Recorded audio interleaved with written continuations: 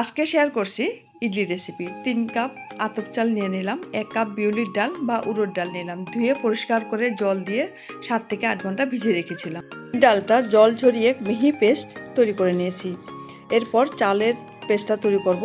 এই চালের পেস্টটা আমি অল্প দানা দানা রেখেছি, একেবারে মিহি করিনি। একটা চামচের সাহায্যে ভালোভাবে মিক্স করে নিলাম, নিয়ে ঢাকা দিয়ে সারা রাত রেখে দিয়েছিলাম। এবার দেখুন খুব সুন্দর জালিদার একটা ব্যাটার তৈরি হয়ে গেছে।